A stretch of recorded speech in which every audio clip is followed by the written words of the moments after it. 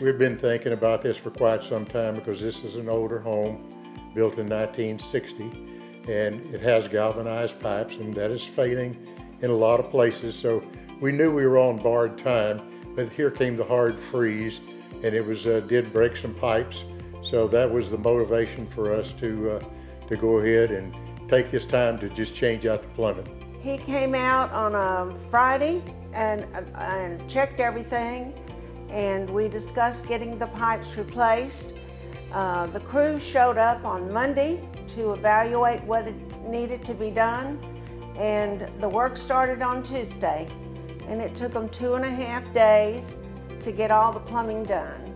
Well, they were very efficient in everything they did. It was apparent they knew exactly what to do and how to go about doing it, and they were very skilled in what they did, and very nice young men, very polite, very neat, very quick to answer questions. And one of the better parts, at the end of the day, they would clean up all their mess. They left no messes at the end of the day. We thought they were just an outstanding group of people and workmen, so we were very pleased. Their names were Ryan and Garrett, and they were really outstanding. Friendly young men.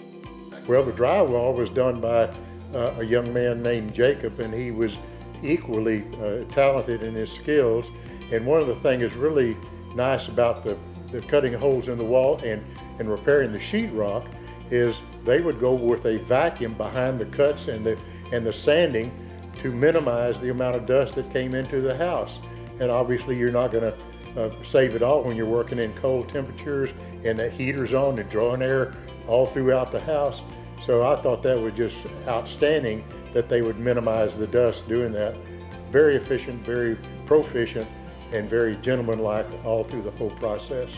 We'd recommend them to anyone who is going through this, wants to or has to, either one. It's no question about that.